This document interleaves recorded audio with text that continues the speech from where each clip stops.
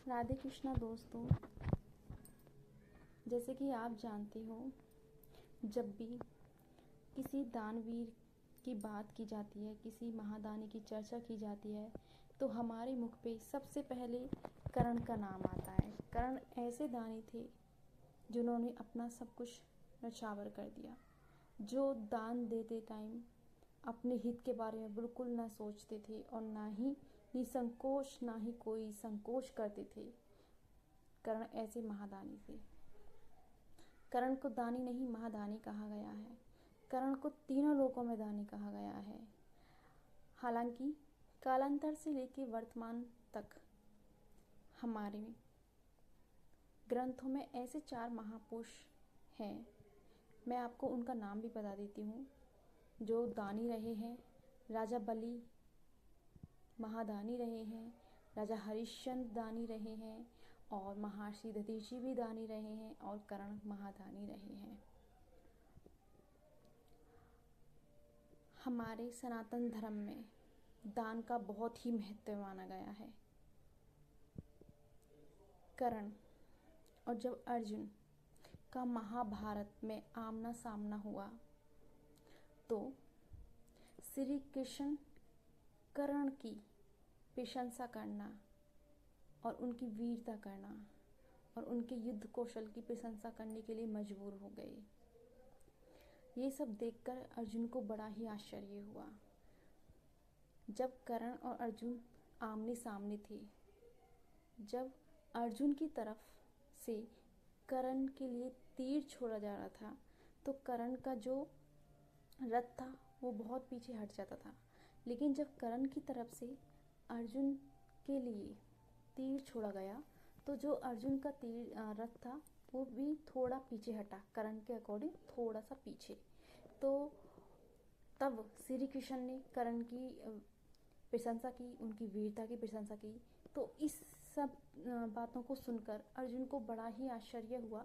तो उन्होंने इस सब का कारण पूछा कि आप उसकी इतनी प्रशंसा क्यों कर रहे हो, जबकि मेरा रथ तो बहुत कम पीछे हटा हुआ है, उसका तो रथ बहुत पीछे हट जाता है।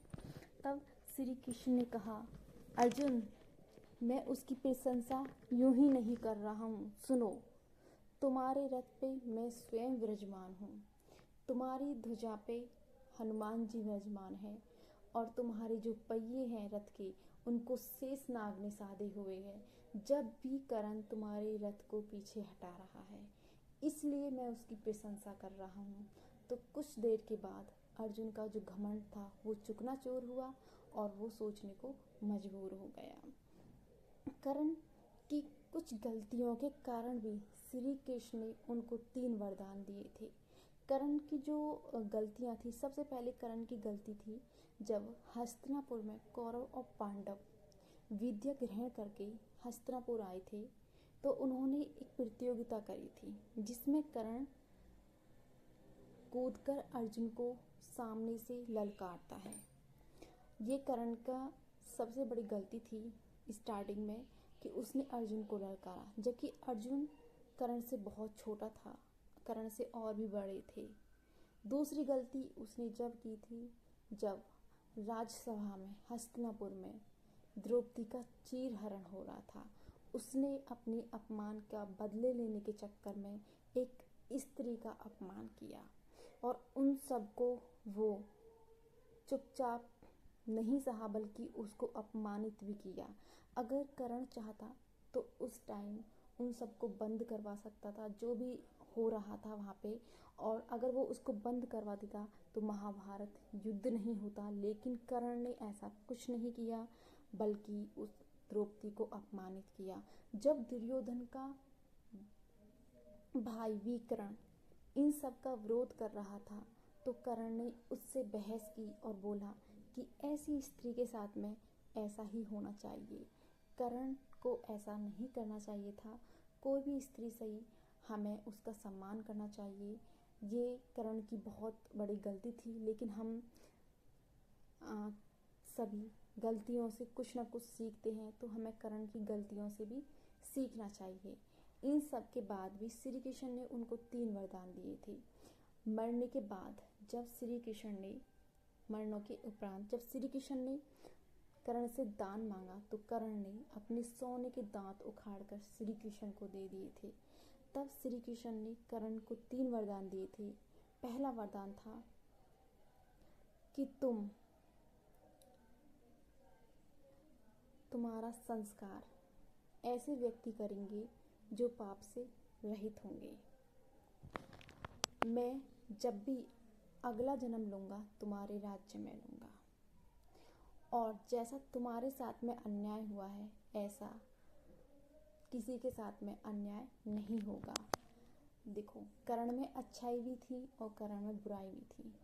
हमें कर्ण की अच्छाइयाँ और बुराइयाँ दोनों से सीखना चाहिए। कर्ण की अच्छाइयाँ ये थी कि कर्ण ने शुरू से ही कठिन परिश्रम किया, शुरू से ही उसे अपमानित किया, फिर भी वो पीछे नहीं हटा। उसने उन सब का सामना किया और आगे बढ़ा। उसे जो जीत चाहिए थी उसने अपनी आचार्य के साथ में, द्रोणाचार्य के साथ और पांडवों के साथ जब शिक्षा ग्रहण करना चाहते थे तो द्रोणाचार्य ने उनको अपमानित कर वापस भेज दिया। लेकिन कर्ण ने हार नहीं मानी। उन्होंने अपने गुरु की तलाश स्वयं की, और जब उनको पता पड़ा कि परशुराम जी विद्या सिखाते हैं तो वो उनके पास गए। लेकिन परशुराम जी ब्राह्मण को विद्या सिखाते थे, इसलिए उन्होंने एक ब्राह्मण का रूप धारण कर उनके पास गया, बोले कि मैं ब्राह्मण हूँ। जब एक दिन परशुराम जी उनकी गोद में सो रहे थे तभी एक बिच्छू ने उनकी जांघ पर डंक मारा। बिच्छू के डंक मारने से कर्ण की जांघ से खून निकलने लगा, और खून के स्पर्श होते ही परशुराम जी उठ गए और वो कर्ण से बोले कि तुम ब्राह्मण नहीं हो, इतना कोई छात्र यही सहन कर सकता है। तो उन्होंने कर्ण से उसकी वास्तविकता के बारे में पूछा कि तुम बताओ तुम हो कौन। कर्ण ने तब सिर झुकाकर बोला कि मैं एक सूत पुत्र हूँ। तो परशुराम जी क्रोधित हो गए और उन्हें श्राप दिया कि तुम मुश्किल टाइम में जब तुम्हें विद्या की जरूरत पड़ेगी तुम ये विद्या भूल जाओगे। कर्ण उनके पैरों में गिर पड़े और क्षमा याचना मांगने लगे, लेकिन परशुराम जी ने उन्हें श्राप दे दिया, श्राप वापस नहीं आ सकता। फिर भी कर्ण ने हार नहीं मानी। कर्ण ने फिर भी परिस्थितियों से लड़ता रहा। और हाँ, कर्ण को ये भी नहीं पता था कि वो क्षत्रिय है। उसको सूतपुत्र कहकर बार बार अपमानित किया गया। कर्ण को ये भी पता था कि अगर वो दुर्योधन के साथ में रहेगा तो उसकी मृत्यु होगी, लेकिन उसने एक मित्रता की मिसाल खड़ी करी। उसने अपने मित्र को धोखा नहीं दिया, उसने दुर्योधन का साथ नहीं छोड़ा, उसने विषम परिस्थितियों में दुर्योधन का साथ दिया। तो हमें कर्ण की अच्छाइयों से सीखना चाहिए कि उसने कर्ण की अच्छाइयों से भी सीखो और बुराइयों से भी सीखो। कर्ण की अच्छाइयों के कारण ही श्री कृष्ण ने उनको 3 उपदेश दिए थे। अगर आपको यह वीडियो अच्छा लगा है तो please subscribe and like comment में ज़रूर आप लिखिएगा। फिर मैं आपके लिए ऐसी ही एक अच्छी लोक कथा लेकर आऊँगी। जब तक के लिए राधे कृष्णा।